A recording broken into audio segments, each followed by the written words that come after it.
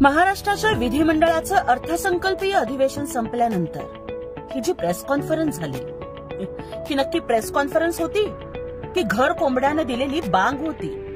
अहो, आपल्याला घरी बसणं इतकं आवडतं की विधान परिषदेचे आमदार असूनही तुम्ही विधिमंडळाच्या कामकाजात सहभागी न होता घरातच बसून प्रेस कॉन्फरन्स घ्यायची. आजची ही प्रेस कॉन्फरन्स होती का घर कोंबड्यानं दिलेली बांग होती? आजच्या संपूर्ण प्रेस कॉन्फरन्स मध्ये मोदी साहेब, शिंदे साहेब यांना शिव्याशाप देणं, जळफळाट करणं याच्याशिवाय दुसरं होतं तरी काय? आणि म्हणून तुम्हाला एवढंच सांगायचंय की बदनामी करने का हक है तुम्हें, बदनामी करने का हक है तुम्हें, क्योंकि बराबरी करने की औकात नहीं है तुम्हारी. उद्धवजी, तुमचा प्रवास कॅमेऱ्यापासून सुरू झाला आणि तो आज कामरापर्यंत येऊन संपला. कॅमेऱ्यापासून ते कामरापर्यंतचा तुमचा प्रवास बघून आम्हाला तरी तुमची कीव येते.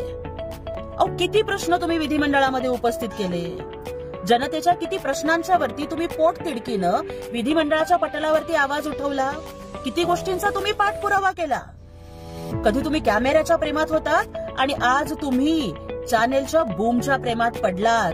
तुमचं जनतेबद्दलचं प्रेम हे पूतना मावशीचं आहे. राहता राहिला प्रश्न गद्दारीचा आणि खुद्दारीचा. अहो, त्याचा निकाल तर 2024च्या निवडणुकामध्ये महाराष्ट्राच्या जनतेनं लावलेला आहे. त्यांनी निर्विवाद बहुमत देऊन सिद्ध केलंय की हिंदुहृदय सम्राट बाळासाहेब ठाकरेंच्या विचारांचे सच्चे वारसदार हे एकनाथजी शिंदे साहेब आहेत. शिंदे साहेबांच्या नेतृत्वाखालची शिवसेना ही खुद्दार सेना आहे. पण तुम्ही मात्र कधी काँग्रेसकडून, कधी समाजवादीकडून, कधी पवार साहेबांच्याकडून सतत उधारीनं जो तुमचा पक्ष वाढवताय ना, त्यामुळे तुमचा उभाठा आता उधार सेना झालाय. त्याची तुम्ही जरा काळजी करा. राहता राहिला प्रश्न सौगाते मोदीचा. उद्धवजी, आपण विसरलात का?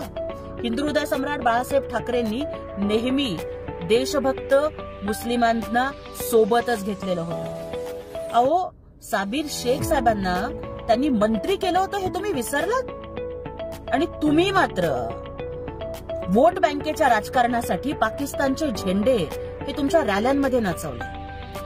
त्या कुठल्या मूसाला तुम्ही मुंबई बॉम्बस्फोटातल्या त्या आरोपीला तुमच्या प्रचार सभांच्या मध्ये सहभागी करून घेतलं. याकूब मेमनच्या कबरीचं तुम्ही सुशोभीकरण केलं. अहो, तुम्हाला हिंदुत्वावर बोलायचा अधिकार आहे. तुम्ही हिंदुत्वाची अजिबात काळजी करू नका. हिंदुत्वाचा मळवट हा मोदी साहेब आणि शिंदे साहेब यांच्या नेतृत्वाखाली बळकटच होणार आहे. परंतु तुमच्या पक्षाला लाचार विचारांची जी कळकट जळमट लागलेली आहेत ना, त्याचं तुम्ही काय करणार आहात याचं कधीतरी आत्मपरीक्षण करा. नवीन नवीन घडामोडी पाहण्यासाठी आजच आम्ही मुंबईकर 24 तासला लाईक करा, सबस्क्राईब करा आणि अपडेट रहा.